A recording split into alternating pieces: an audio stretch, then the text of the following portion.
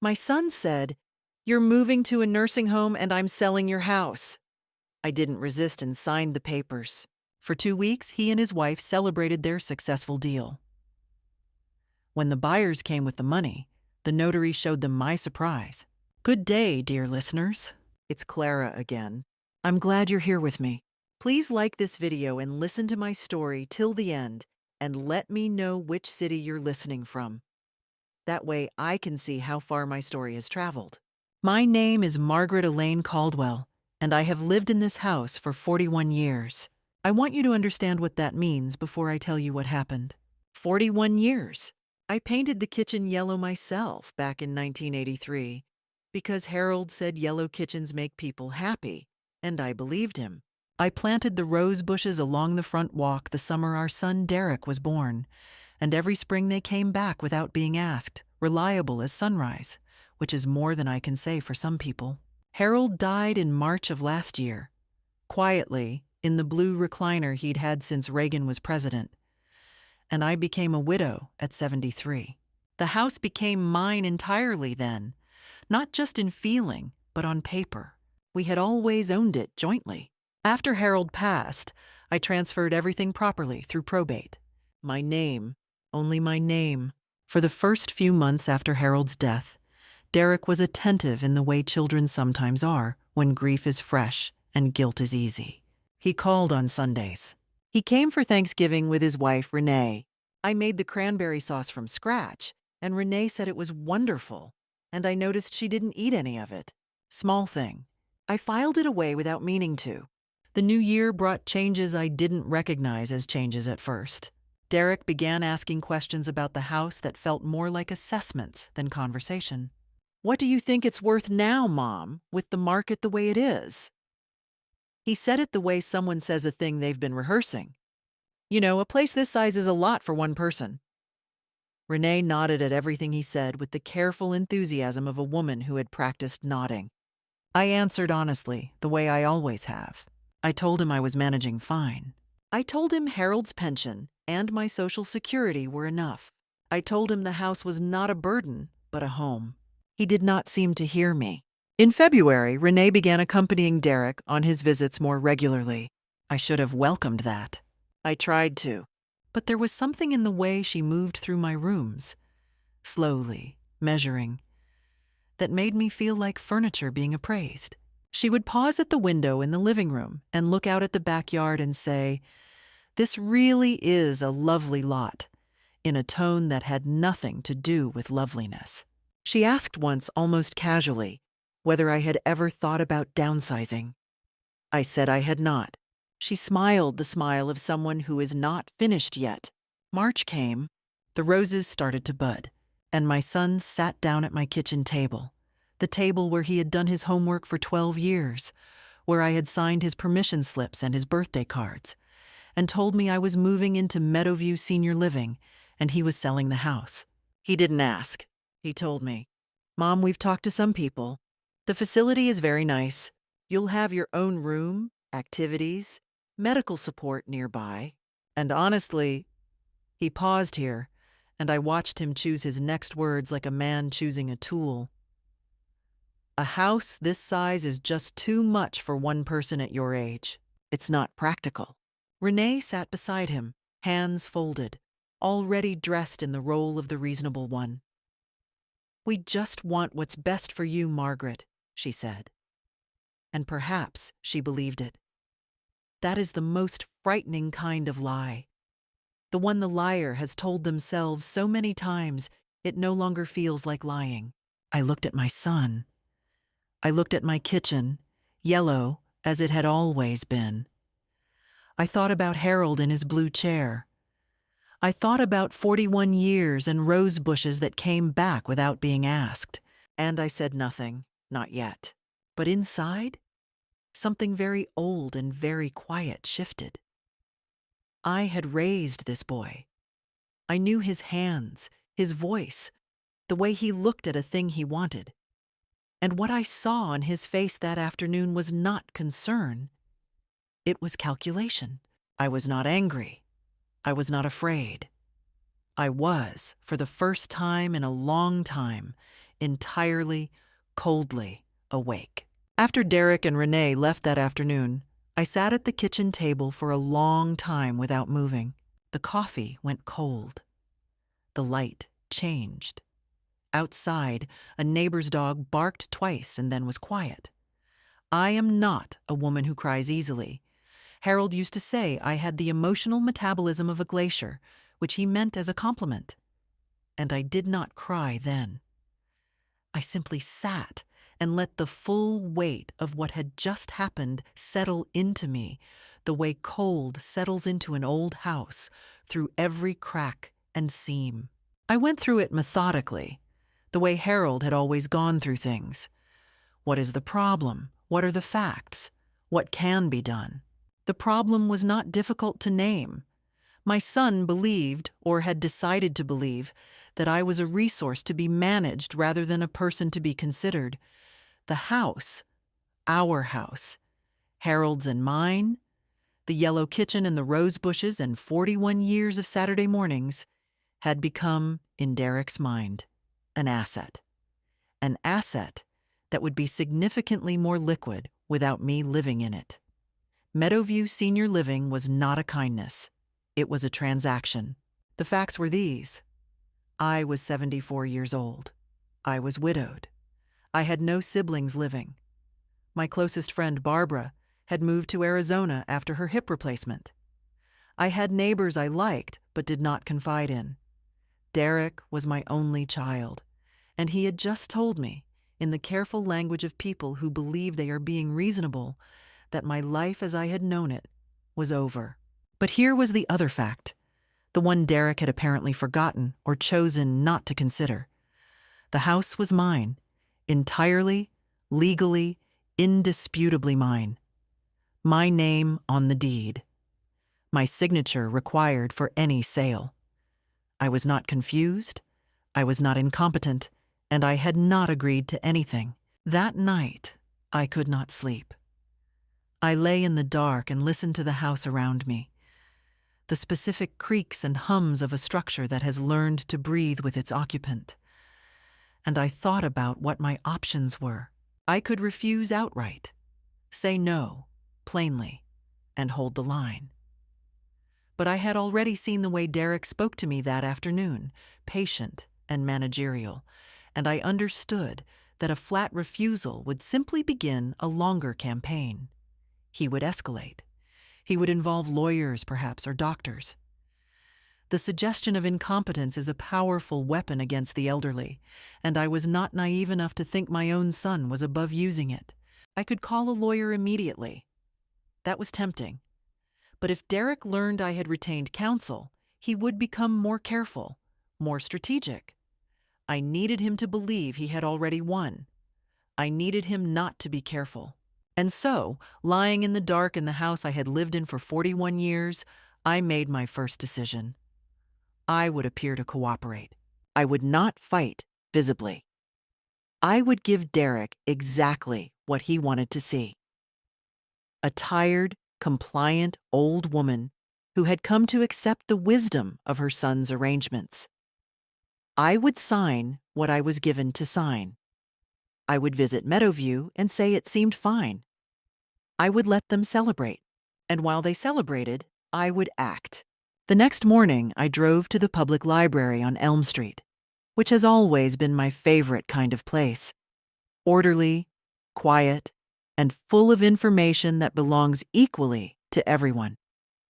I asked the young woman at the reference desk for anything she had on property law in Ohio, real estate transfers, and power of attorney. She gave me a small stack of materials without asking why, which is another thing I have always appreciated about librarians. I spent 4 hours reading. I took notes in the small spiral notebook I carry in my purse. By the time I left, I understood several things I had not understood before, and one of them was this. There is a legal instrument called a life estate, which allows the owner of a property to transfer the deed while retaining the permanent right to live in it until death. And there is another instrument, less well known, called a remainder interest. And there are protections under Ohio law for elderly property owners that Derek, I suspected, did not know existed. I also knew I needed help, not just information, a person. A real estate attorney who was not connected to Derek in any way. I found her in the phone book. Yes, I still use the phone book. On the following page. Her name was Patricia Owens, and her small advertisement said, Real estate, estate planning, elder law. Serving Columbus families for 22 years. I called from the library parking lot. Her receptionist gave me an appointment for the following Thursday. I drove home. I made dinner. When Derek called that evening to ask how I was settling into the idea, I told him I was thinking about it, and that Meadowview did seem like a pleasant place. He sounded relieved. He sounded already like a man who believed the hard part was behind him. I said good night and hung up the phone and sat in Harold's blue chair, which I had never moved, and I thought, Derek, my darling boy, you have made a very serious mistake. You mistook my silence for surrender. Patricia Owens's office smelled like coffee and paper, which immediately put me at ease. She was in her mid-50s, compact and precise, with reading glasses she wore on a chain around her neck, and the manner of a woman who has spent 20 years listening to families in crisis without losing either her patience or her clarity. She shook my hand firmly. She did not speak to me the way some younger people speak to the elderly, slowly, with exaggerated care, as though age were a mild form of deafness. She spoke to me the way you speak to someone whose time is valuable and whose mind is intact. I told her everything. I told her about Harold's death, the transfer of the deed, Derek's visit, Renee's appraisal gaze, the conversation at the kitchen table. I told her what I had read at the library. I told her what I suspected and what I feared and, most importantly, what I intended to do. Patricia listened without interrupting. When I finished, she was quiet for a moment. Then she said, Mrs. Caldwell, you came in here better prepared than most people I see who have actual legal degrees. Let me tell you what your options are. What she told me was this. Because the house was entirely in my name, Derek had no legal authority to sell it, force a sale, or transfer ownership without my consent. His talk of arrangements and practical considerations had no legal weight whatsoever. I could simply refuse, and he could do nothing. However, and this was the part I had been thinking about, simply refusing was not my only option, and it may not have been my best one. Patricia confirmed what I had read about life estates. She also introduced me to something called a Medicaid-compliant irrevocable trust, which would protect the property from any future attempt to claim it was an asset if I ever did need long-term care. And she told me about something else, a step I could take that would end Derek's scheme so thoroughly and permanently that there would be nothing left for him to attempt.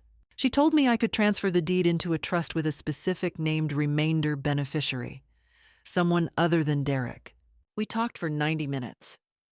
When I left her office, I had a plan that was more complete than the one I had walked in with, and I had a second appointment scheduled for the following week to begin paperwork. I drove home. I made tea. I sat at the kitchen table and thought about what I had just set in motion. 3 days later, I got the first direct evidence that Derek was not merely being assertive, but was actively, deliberately deceiving me. I had asked Patricia, as a precaution, to run a title search on my property, a routine procedure, she said, that would confirm there were no encumbrances or claims I wasn't aware of. What the search revealed was this. Someone had already contacted 2 real estate agencies in Columbus requesting a comparative market analysis on my property. The requests had been made under the name Derek Caldwell, listing himself as the estate representative of the property. There was no such designation. I had granted Derek no power of attorney. He was not my estate representative in any legal sense. He had simply told 2 real estate agencies that he was, and they had believed him, and they had sent him documents valuing my home at $412,000. I sat with that number for a while. $412,000. The yellow kitchen, the rose bushes, 41 years. Patricia called it premature and misleading conduct. I called it what it was.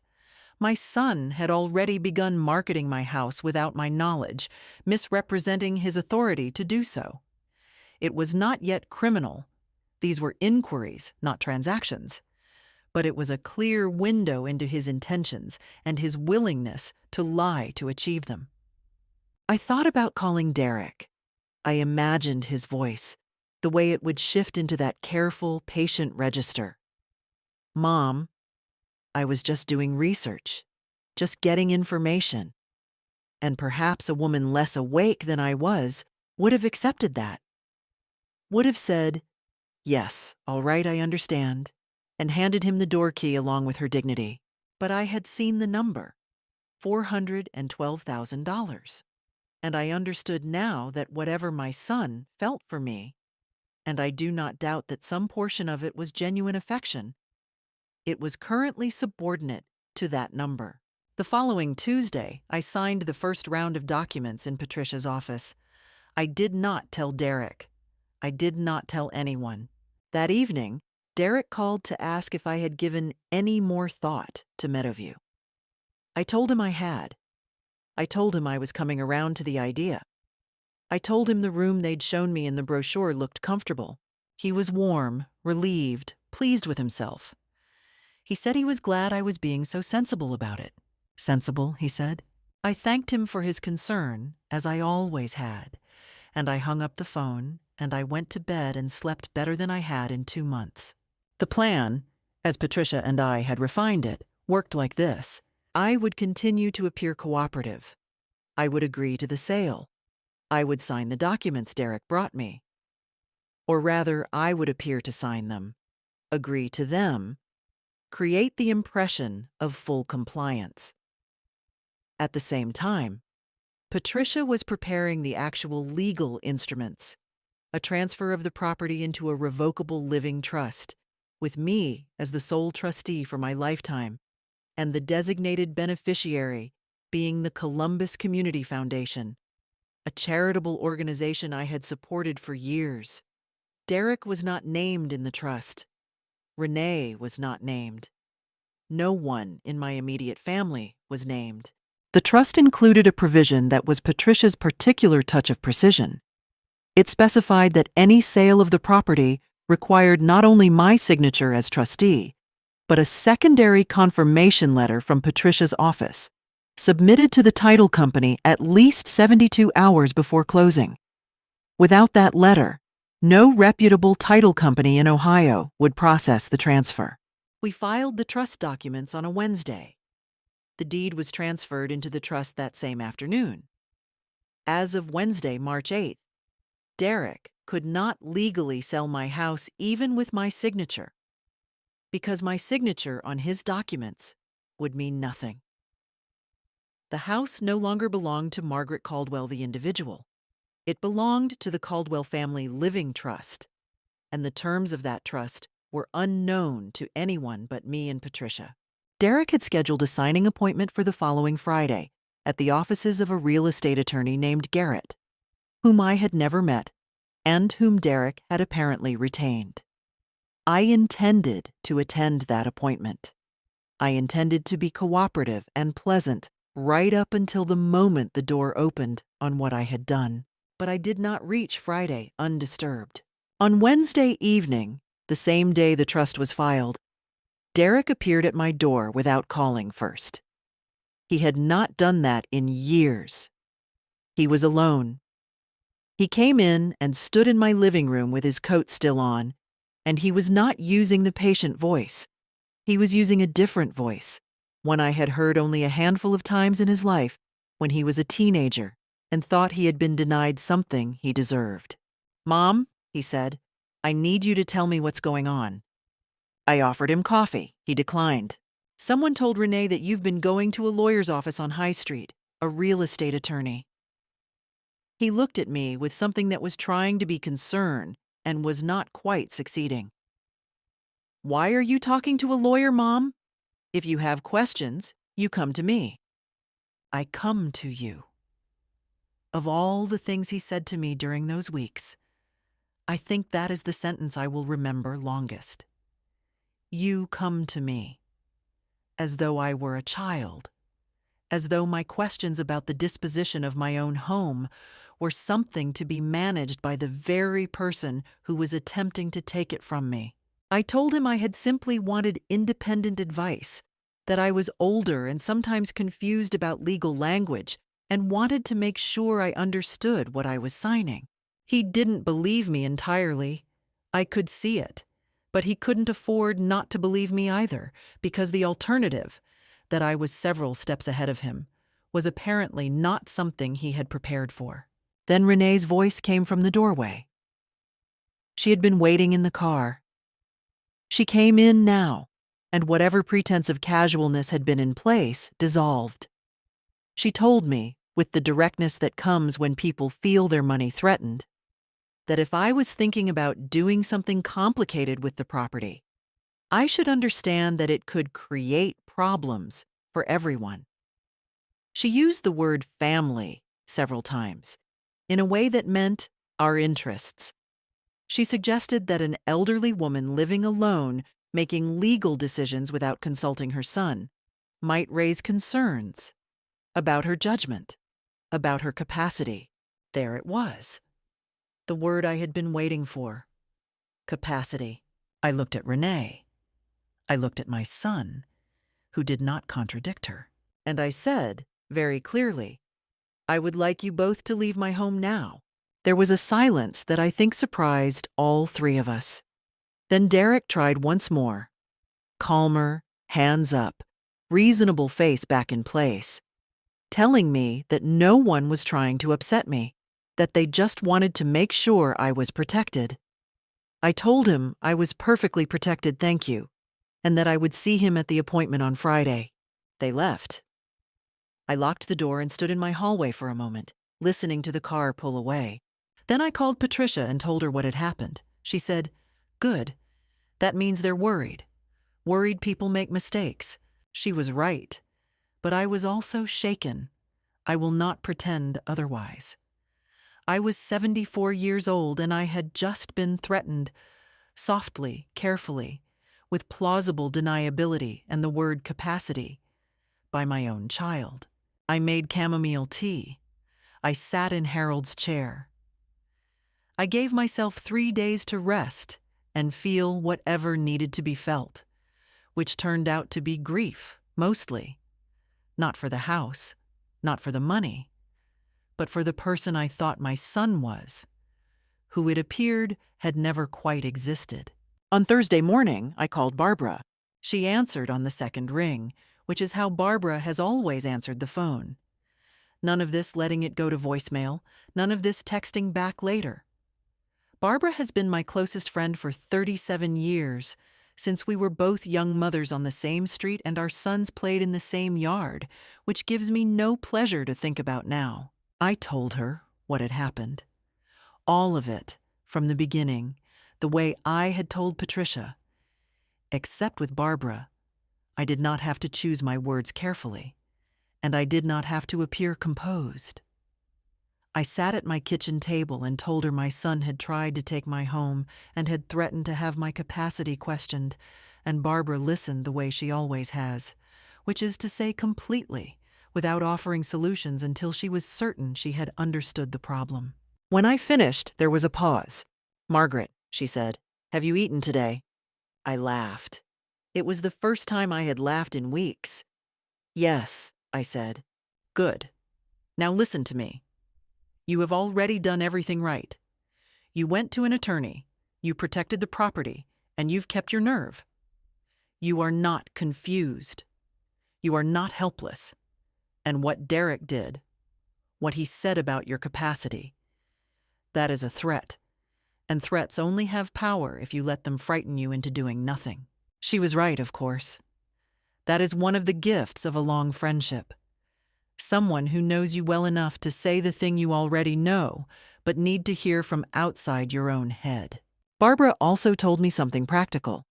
She had a friend in Columbus, a woman named Helen, who volunteered with an organization called Elder Right, a nonprofit legal advocacy group that assisted older adults facing exactly these kinds of family property disputes. Not a law firm, but a resource.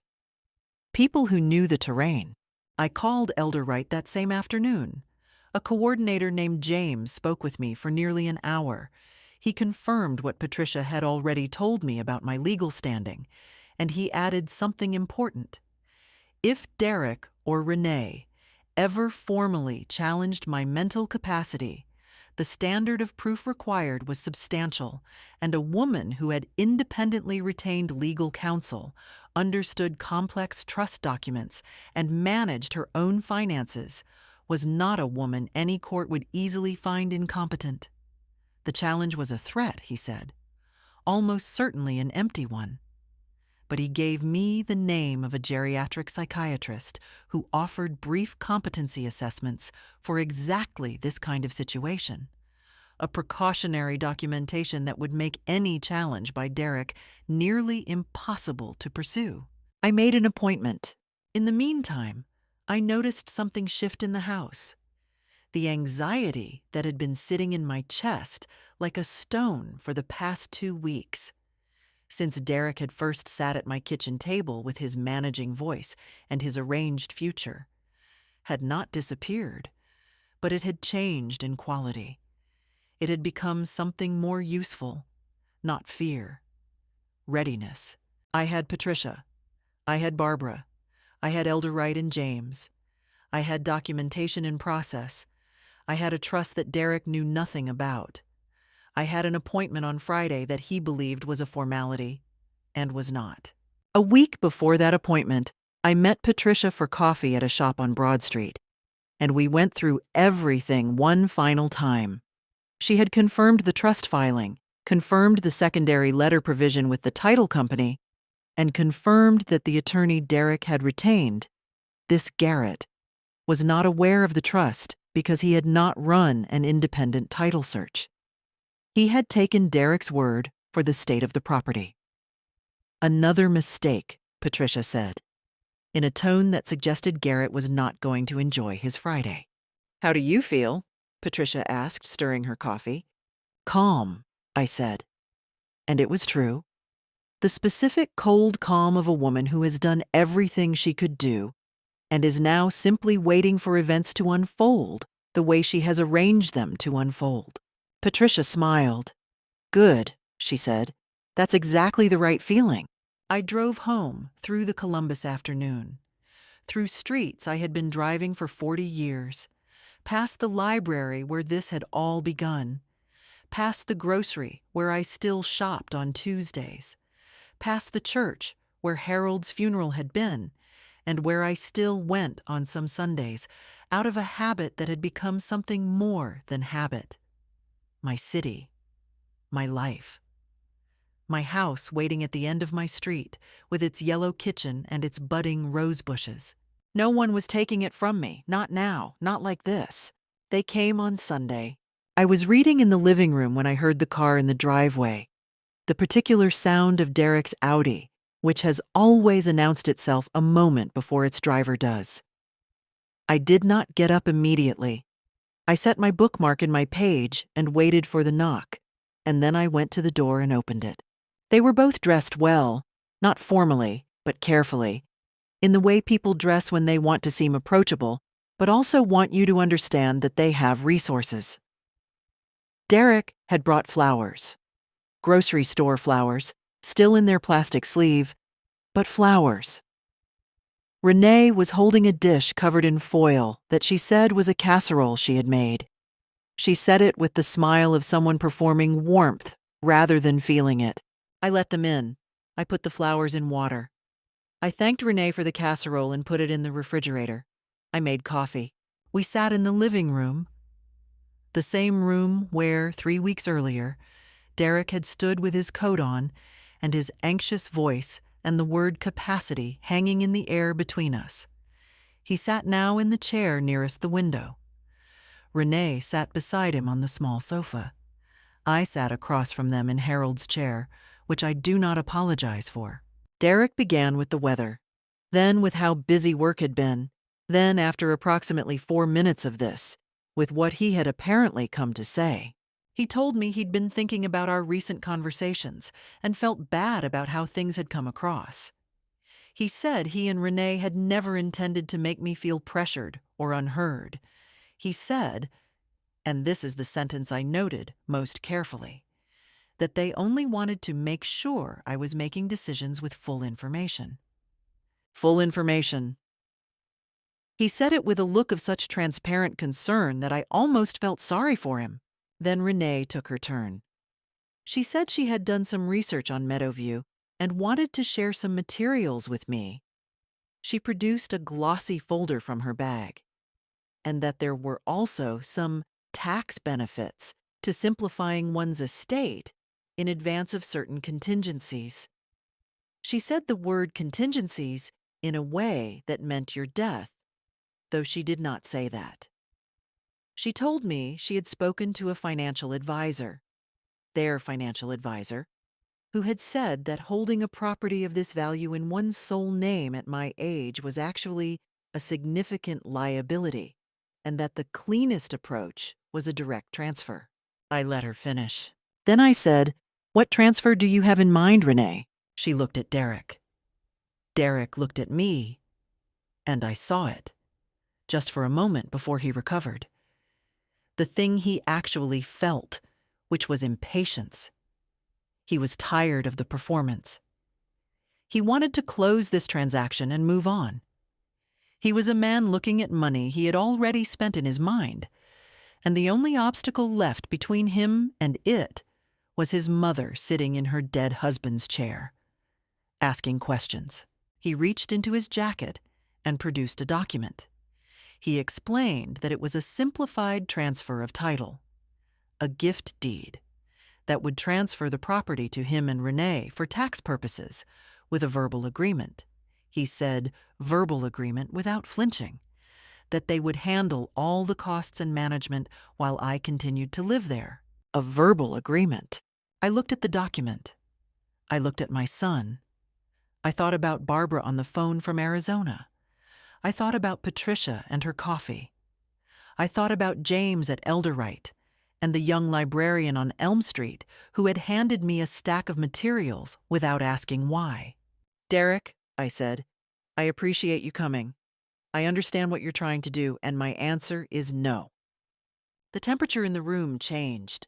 Renee's smile went first, then Derek's patience. He said, with a precision that told me this was prepared, "Mom, if you keep making decisions like this on your own, without advice from family, we're going to have to consider whether you need additional support in managing your affairs." There it was again, not a question this time, a statement. I looked at him for a long moment. My son. My only child. The boy I had rocked and fed and driven to school and worried over and loved without reservation for 50 years. "I have already consulted an attorney," I said. "I have already made my arrangements, and I have already been assessed by a geriatric psychiatrist who has documented my full cognitive competency. Any challenge to my capacity will be met with that documentation." Derek stared at me. "I think you should go now," I said. They left. Not the dignified exit of people who have made their point. The tight-jawed, furious exit of people who have realized they are losing. I stood at the window and watched their car reverse out of the driveway. My hands were steady. My breathing was even. I felt underneath the residue of the scene a clear, clean thread of something I can only call determination. They had shown me the mask. Not the careful, reasonable son mask, not the concerned daughter-in-law mask. The real one. The one that comes out when money is close and patience has run out. I was afraid. I will not lie to you. but the fear fed directly into my resolve, and by evening, it had become something that felt almost like peace. I arrived 10 minutes early. I wore the blue suit I had worn to Harold's retirement dinner 20 years ago, which still fit because I had always been careful about such things. I carried my purse and my copy of every relevant document in a manila folder Patricia had organized. I had slept well. I had eaten breakfast. I was 74 years old and I had never felt more prepared for anything in my life. Patricia was already in the lobby when I arrived. She stood and shook my hand and said quietly, "Everything is in order. Let's go." She had a second folder under her arm, thicker than mine, and I noticed she had tabbed each section with colored markers. The kind of preparation that communicates without words that the person across from you has done this before and is not afraid of the result. Derek and Renee arrived at 10:03. Derek was wearing his good suit. Renee had her hair done. They looked like people arriving at a celebration, which in a sense they were. They had been celebrating, Patricia later told me, for nearly 2 weeks. Renee had apparently already given notice at her gym that she would be relocating. She had also, I later learned, told 2 of her friends that she was coming into a property situation that was finally being resolved. Resolved. That was the word she had used. As though I were a problem. As though my home were an equation. Relocating to my house. The buyers arrived at 10:10. A young couple, the Hendersons, pleasant-looking and clearly nervous in the way of people about to spend a significant portion of their lives' savings. They came with their own attorney and a cashier's check for the amount Derek had negotiated. $408,000. We all went into the conference room. Garrett, Derek's attorney, sat at the head of the table with his documents and his professional manner. He had the look of a man who expected to be done with this by noon. He had a cup of coffee in front of him, and he had not offered anyone else one, which told me something about how he ran his practice. He began the process of presenting the purchase agreement for signature. He addressed me directly as the seller, which was correct. He asked me to confirm my identity and my ownership of the property at 4417 Linden Avenue, Columbus, Ohio. I confirmed my identity. Then I said, "Before we proceed, I'd like to introduce my attorney, Patricia Owens, who has some information relevant to the title." Garrett paused. He looked at Patricia. He looked at Derek. Derek's face did something complicated. Patricia placed a single document on the table. She explained, in the clear and even voice of a woman who has done this before, that the property at 4417 Linden Avenue had been transferred into the Caldwell Family Living Trust on March 8, 2024, with Margaret Elaine Caldwell as sole trustee. She explained that the terms of the trust required her countersignature on any sale documentation submitted to the title company no later than 72 hours prior to closing. She noted that no such letter had been submitted because no such closing had been authorized by the trustee. She placed the trust document beside the first document. She placed the title search beside that. She placed one final document, the filing confirmation from the Franklin County Recorder's Office, date-stamped, in the center of the table where everyone could see it. Garrett was reading. His expression was not the expression of a man who is surprised so much as a man who is experiencing the specific professional horror of realizing his due diligence had been inadequate. He had not run a title search. He had taken Derek's word that he had authority to sell. He had not verified a single claim.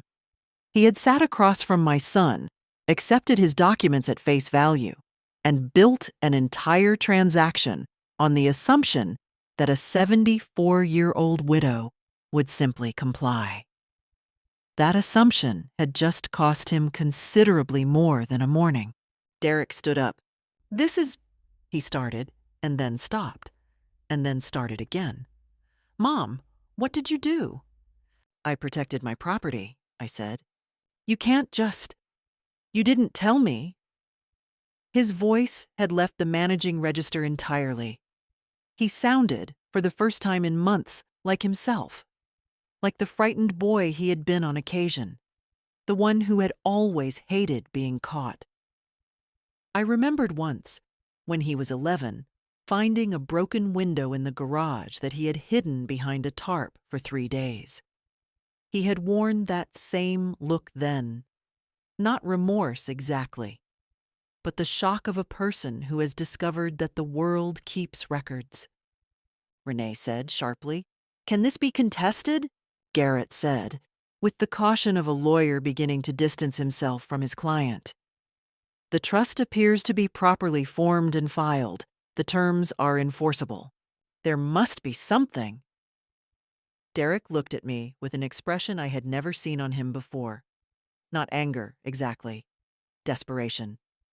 "Mom, we can work this out. We can talk about this." Now he wanted to talk. Now, with the cashier's check on the table and the buyers shifting in their chairs and the attorney across from him reading a document that had dismantled 2 weeks of celebration in approximately 4 minutes, now he wanted to have a conversation. The Hendersons' attorney leaned over and spoke quietly to the couple. The Hendersons stood. They picked up their cashier's check. The young woman, Mrs. Henderson, looked at me with an expression that I think was sympathy or perhaps recognition, and they left the room without a word. The door closed behind them with a soft and final click. Garrett began collecting his documents with the controlled movements of a man hoping to exit a situation cleanly. Derek watched his buyers leave and his attorney gather his papers, and the celebration that had been 2 weeks in the making dissolved entirely, like something that had never quite been solid to begin with. "Derek," I said, and my voice was completely steady. "The house is mine. It has always been mine. It will remain mine for as long as I choose to live in it. If you have questions about what happens to it after my death, I suggest you consult an estate attorney. Independently. Not this one." Garrett did not look up. I picked up my folder and my purse, and I thanked Patricia. And I walked out of that conference room and through the lobby and into the March sunlight of Columbus, Ohio, where the sky was very blue and the air smelled like the end of winter. I stood on the sidewalk for a moment, just breathing. I had not realized, until that moment, how much I had been holding. My shoulders dropped. The sun was warm on my face. Somewhere down the block, a delivery truck was making its rounds, and 2 pigeons were arguing on a window ledge, and the city was going about its ordinary Friday the way cities do, indifferent and continuous, and I was standing in it, intact. The silence from Derek lasted 11 days. In those 11 days, I cleaned the house from top to bottom, not because it needed it, but because I needed to. I washed the kitchen windows and the kitchen walls, and I repainted the back bedroom, which had needed it for 2 years.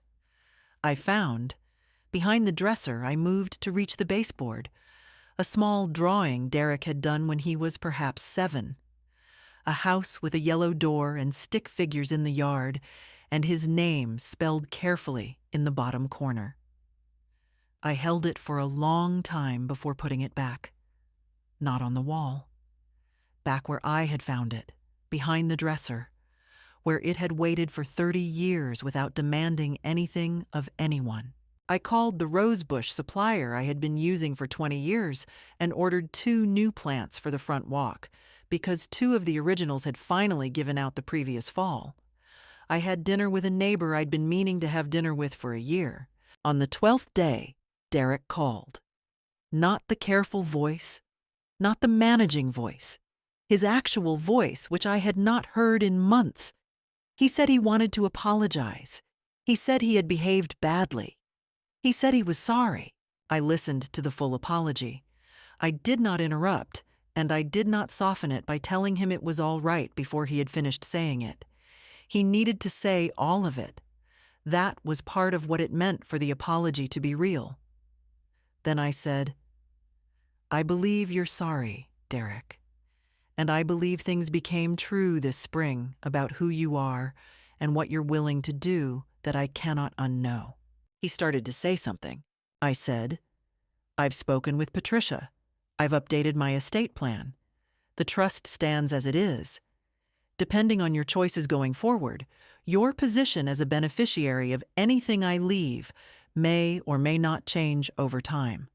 That will be a function of your behavior, not my anger. I'm not angry, but I am clear."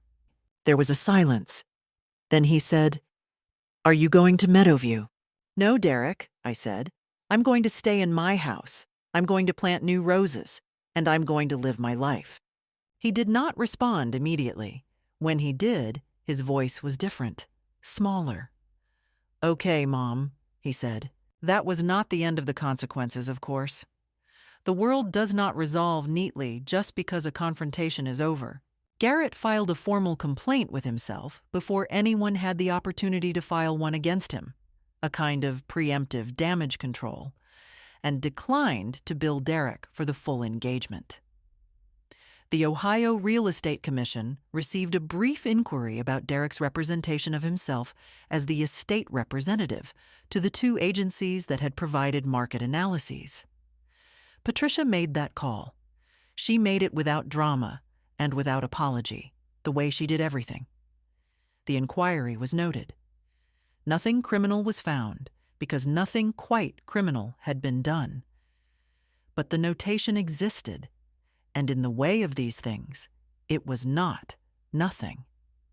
These records have a way of surfacing at inopportune moments, Patricia told me, and I believed her. The Hendersons found another property 2 months later, a 3-bedroom on the north side of the city, a better fit for them than my house would have been, their own attorney told Patricia in passing. I was genuinely glad. They had walked into my story through no fault of their own, carrying a cashier's check and a reasonable hope, and they deserved their own good ending. I amended the trust. Patricia drew up revised documents that clarified the distribution of the estate with more specificity than before. The Columbus Community Foundation remained a beneficiary. There were others I added: Barbara's granddaughter's college fund, a small scholarship at the high school where Harold had once coached baseball, and a sum designated for the Elder Right organization that had helped me understand my rights when I most needed to. Each addition felt deliberate. Each one said something about who I was and what I had valued, which is, I think, the proper purpose of an estate plan. Not a punishment. A portrait. Derek was not removed entirely, but his share was materially reduced, and the trust specified the conditions under which it could be accessed. He could read those conditions when the time came, or he could begin now to live in a way that changed them. That was the offer I left on the table. Not forgiveness. Not yet, maybe not ever fully, but the possibility of a different future, earned through different choices. That was the most a mother could do. That was also, I think, the appropriate consequence, not punishment for its own sake, but the logical result of what he had chosen, and a door that remained narrowly open. I kept the casserole dish. I washed it and put it on the shelf. Whatever Renee had put in it, and I confess I had thrown the actual casserole away without eating it, which felt both petty and entirely justified. The dish was a good size, and there was no reason to waste it. I used it the following month to bring soup to Dorothy from my watercolor class, who had come down with a cold. She said it was the best chicken soup she'd had in years. I did not tell her about the dish's provenance. Some histories are better left unremarked upon. By July, the new rose bushes had taken hold. They were not as full as the ones that had finally given out. They would need another season before they reached their proper height. But they were healthy and blooming, pink at the edges. the same variety I had planted the summer Derek was born. I found a certain satisfaction in that continuity that I did not try to analyze too carefully. Some things speak for themselves. I had coffee on the porch on the mornings that were cool enough for it, and I watched them from my chair, and I thought that Harold would have liked them. He had never paid much attention to the roses specifically, but he had always noticed when the front of the house looked well, and he had always said so. My life settled back into its shape, or rather into a new shape that fit the woman I had become through those spring months. I had Patricia's number in my phone. I had James at Elderwright, who had sent a card after everything resolved.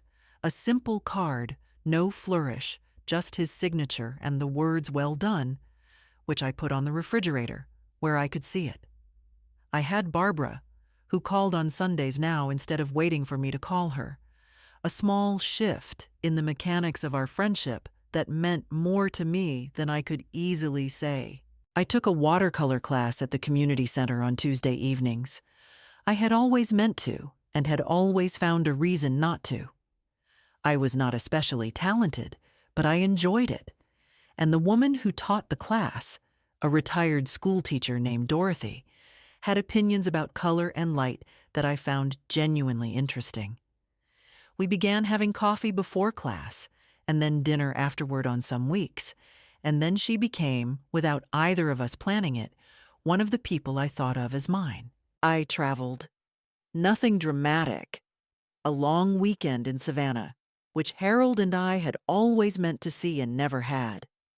I walked along the squares in the September heat and ate shrimp and grits at a restaurant with ceiling fans, and sat by the river one evening, watching the light go gold on the water, and I felt something I had not felt in a long time, which was simply present.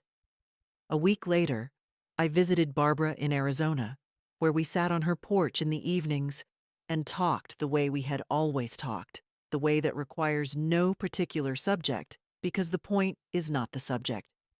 I slept 10 hours every night I was there, long and dreamless. Barbara said I looked 10 years younger. I told her she was biased. She said that didn't make her wrong. Life, which had contracted sharply in the months after Harold's death, expanded again. Not back to what it had been. Harold was not there, and I did not pretend otherwise. But forward, into a version of itself I was making rather than inheriting.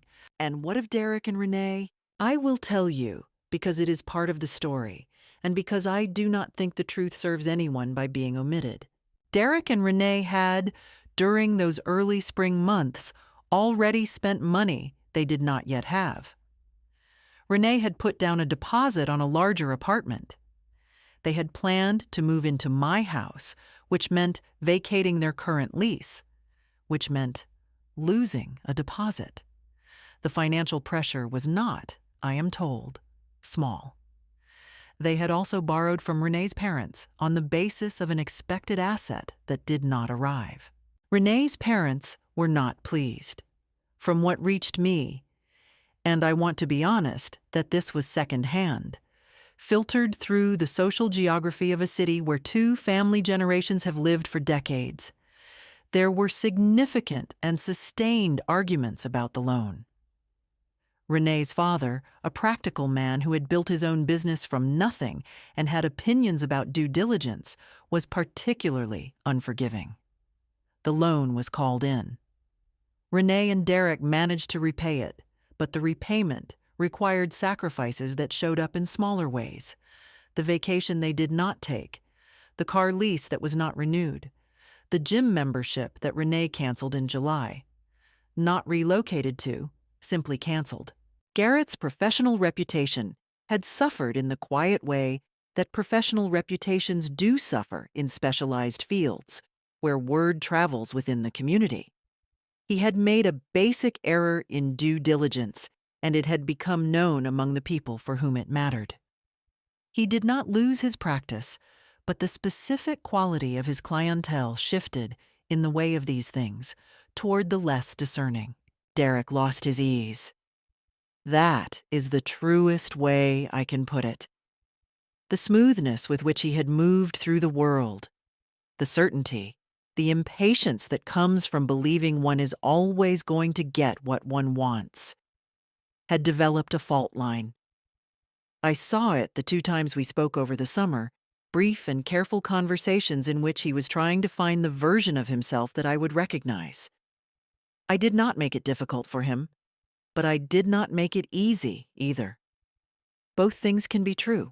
He came in August, alone. Renee did not come, which told me something about the state of things between them. He sat at the kitchen table, Harold's table, my table, and he did not manage the conversation. He talked and stopped and started, the way people do when they are genuinely trying. He told me he thought about his father. He told me he thought about the choices he'd made and what they said about the person he had been becoming without realizing it. That last part I believed. I think there are people who move gradually into greed the way others move gradually into bad posture. Incrementally, without noticing, until someone holds up a mirror. I made coffee, and I sat across from him, and I listened. The way a mother does when she has not stopped loving her child, but has also stopped believing that love requires the surrender of herself. We talked for 2 hours. Nothing was resolved and everything was acknowledged, which is sometimes the best version of resolution available. He did not ask about the trust. I think he understood now that some things cannot be negotiated and should not be. The trust would say what it said. His choices, going forward, would say what they said. The distance between those two things was the space in which something better might eventually grow if he chose to tend it. When he left, I stood at the door and watched him go, and I thought about Harold, and about 41 years, and about the rose bushes that had come back again. The house was yellow inside, and quiet, and mine. So that is the story of the spring I nearly lost my home, and didn't. Here is what I know now that I knew before, but more deeply. Love is not a debt owed, and silence is not consent.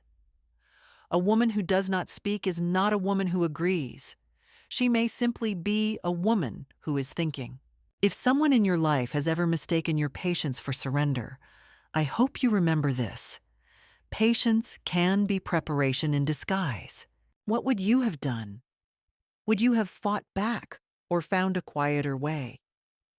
I'd genuinely like to know. Leave your thoughts below. Your stories matter, and some of you, I suspect, know this particular kind of hurt better than you'd wish. If this story meant something to you, stay with me. There's more. And thank you, truly, for listening.